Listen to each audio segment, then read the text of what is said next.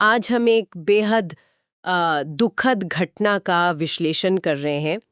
अहमदाबाद में air India की उड़ान AI-171 का हादसा। जी। लंदन जा रहा ये बोइंग 787 ड्रीम लाइनर विमान टेक ऑफ के तुरंत बाद ही दुर्घटनाग्रस्त हो गया। हमारे पास इस पर फर्स्ट पोस्ट की एक विस्तृत लाइव अपडेट रिपोर्ट है, तो चलिए इस घटना के महत्वपूर्ण पहलुओं को समझते हैं। ये वाकई एक झकझोर देने वाला हादसा है। हाँ, खासकर आधुनिक एविएशन के दौर में। मतलब बोइंग 787 जैसे विमान ये तो अपनी सुरक्षा और तकनीक के लिए जाने जाते हैं। बिल्कुल। इस हादसे ने कई गंभीर सवाल खड़े कर दिए हैं जिनकी पड़ताल जरूरी है। बिल्कुल। तो जो जानकारी सामने आई है उसके मुताबिक ये एयर इंडिया की उड़ान AI-171 थी। अहमदाबाद से लंदन गैटविक जा रही थी। 12 जून 2025 दोपहर लगभग 1:40 पर टेक ऑफ के कुछ ही मिनटों बाद विमान सरदार वल्लभ भाई पटेल अंतर्राष्ट्रीय हवाई अड्डे के पास मेघानी नगर इलाके में गिर गया। और चिंता की बात यह है कि एक रिहायशी इलाका है। हाँ, वहीं विमान बीजे मेडिकल कॉलेज हॉस्टल के पास गिरा।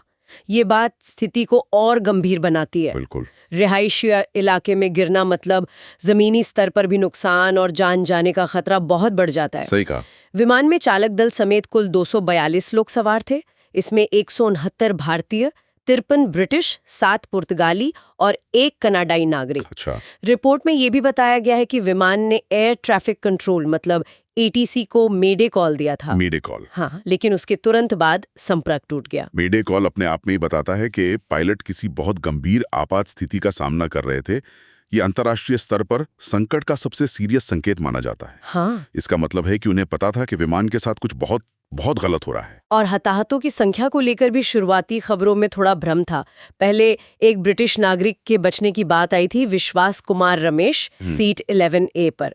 एक सर्वाइवर की खबर थी। हाँ, लेकिन बाद में पुलिस कमिश्नर GS मलिक ने स्पष्ट किया कि ऐसा लगता है कि विमान में कोई जीवित नहीं बचा। 200 से ज्यादा शव बरामद हुए हैं और आशंका यही है कि सभी 242 लोगों की मृत्यु हो गई है। इसमें गुजरात के पूर्व मुख्यमंत्री विजय रूपाणी भी शामिल थे। सीट 2D पर थे वो। हाँ, ये खबर भी आई थी। अपने परिवार से मिलने लंदन जा रहे थे।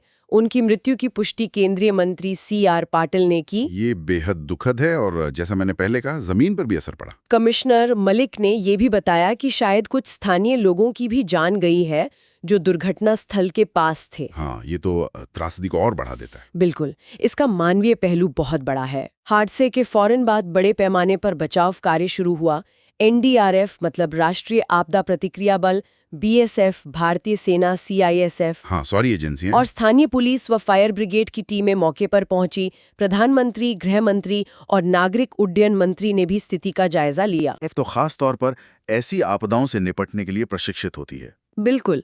एयर इंडिया और टाटा समूह ने भी तेजी से कदम उठाए।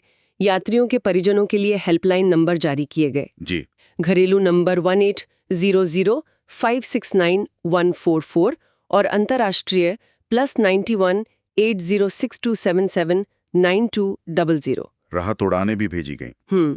और टाटा समूह के चेयरमैन N चंद्रशेखरन ने एक महत्वपूर्ण घोषणा की, प्रत्येक मृतक के परिवार को 1 करोड़ रुपए की सहायता। अच्छा। घायलों का पूरा चिकित्सा खर्च उठाने और हॉस्टल के पुनर्निर्माण में मदद का वादा किया। ये टाटा समूह की ओर से एक जिम्मेदार कदम है। बिल्कुल, इससे प्रभावित परिवारों को फौरी तौर पर मदद मिलेगी। हाँ, लेकिन इस हादसे का असर एयरलाइन और यात्रियों से कहीं आगे तक गया है, खासकर विमान निर्माता बोइंग पर। हाँ, उनके शेयर गिरे ना। हाँ, कंपनी के शेयर प्री मार्केट ट्रेडिंग में लगभग 8% गिर गए। और ये घटना बोइंग के लिए और भी चिंताजनक इसलिए है क्योंकि कुछ ही महीने पहले उनके एक इंजीनियर ने 787 विमानों में कुछ स्ट्रक्चरल मतलब संरचनात्मक खामियों को लेकर चेतावनी दी थी।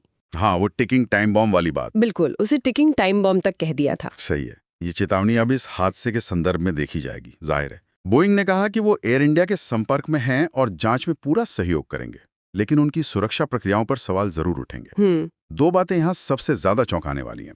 एक तो बोइंग 787 जैसा सबसे आधुनिक विमान, हाँ, उसका उड़ान के इतने शुरुआती इतने अहम पलों में फेल हो जाना, और दूसरा कुछ ही महीने पहले इसी मॉडल में बताई गई खामी की चेतावनी का इस हादसे पर मंडराता साया। जाहिर है इस हादसे के फौरन बाद अहमदाबाद हवाई अड्डे पर भी असर पड़ा, परिचालन कुछ समय के लिए रुकना पड़ा था। हाँ, वो तो स्वाभाविक है। हालांकि बाद में इसे फिर से शुरू कर दिया गया, लेकिन अब सबकी नजरें जांच पर टिकी हैं।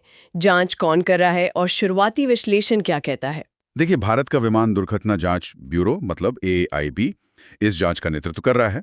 ये सामान्य प्रक्रिया है कि दुर्घटना वाले देश की एजेंसी जांच करती है। ठीक है। चूंकि विमान अमेरिकी निर्मित था, बोइंग का, और कई ब्रिटिश नागरिक भी सवार थे, इसलिए अमेरिका की NTSB, national transportation safety board, हाँ, NTSB और UK की AAIB, air accidents investigation branch, इनकी टीमें भी सहायता कर रही हैं। ये अंतर्राष्ट्रीय सहयोग मानक प्रोटोकॉल का हिस्सा है, खासकर ऐसे बड़े हादसों में। और तकनीकी तौर पर शुरुआती विश्लेषण क्या इशारा कर रहे हैं, कुछ पता चला है? देखिए, अभी ये बहुत शुरुआती है और जो भी जानकारी है वो अपुष्ट तस्वीरों पर आधारित है। लेकिन विशेषज्ञ विमान के पंखों के अगले हिस्सों, जिन्हें स्लैट्स और फ्लैप्स कहते हैं, हाँ, जो टेक ऑफ में मदद करते हैं, बिल्कुल, उनकी स्थिति पर ध्यान दे रहे हैं। ये हिस्से टेक ऑफ के दौरान कम गति पर विमान को ऊपर उठाने मतलब लिफ्ट देने में मदद करते हैं। अगर ये ठीक से काम ना करें तो विमान हवा में उठ नहीं पाएगा। अच्छा। एक एविएशन एक्सपर्ट हैं जॉन M. कॉक्स, उन्होंने तस्वीरों के आधार पर कहा कि ऐसा लगता है विमान का अगला हिस्सा मतलब नाक वो ऊपर उठ रहा था, लेकिन विमान खुद नीचे गिर रहा था। ओह, यह इस बात का संकेत हो सकता है कि विमान पर्याप्त लिफ्ट पैदा नहीं कर पा रहा था। ये कितना असामान्य है, खासकर टेक ऑफ के तुरंत बाद। बहुत असामान्य। जैसा कॉक्स और एक अन्य विशेषज्ञ ग्राहम ब्रेथवेट ने कहा, हालांकि टेक ऑफ और लैंडिंग उड़ान के सबसे जोखिम भरे चरण होते हैं, हाँ, ये तो पता है। लेकिन आधुनिक विमानों जैसे 787 में कई बैकअप और सुरक्षा प्रणालियां होती हैं, मल्टीपल सिस्टम्स होते हैं। उड़ान के इतने शुरुआती चरण में इस तरह की पूरी विफलता मतलब टोटल फेलियर बेहद दुर्लभ और चिंताजनक है। तो कुल मिलाकर ये एक भयानक त्रासदी है जिसके कई पहलू हैं। भारी मानवीय क्षति है, बचाव और राहत कार्य है, और विमान निर्माता कंपनी बोइंग पर सुरक्षा को लेकर बढ़ता दबाव भी है। बिल्कुल, और ये हमें सवाल पर सोचने को मजबूर करता है कि बोइंग 787 जैसा तकनीकी रूप से इतना उन्नत विमान, जिसमें इतनी सारी सुरक्षा प्रणालियां होती हैं, उड़ान के इतने महत्वपूर्ण और शुरुआती चरण में इस तरह की विनाशकारी विफलता का शिकार कैसे हो सकता है? असली वजह क्या थी? क्या वो पहले बताई गई संरचनात्मक खामी थी, कोई रखरखाव की समस्या थी, या कुछ और? यही सवाल है। जांच से किन अनदेखे या प्रणालीगत मुद्दों का पता चलेगा, ये देखना एविएशन सुरक्षा के भविष्य के लिए बहुत बहुत महत्वपूर्ण होगा। If you enjoy the video, don't forget to like, share it with your friends, and subscribe for more awesome content.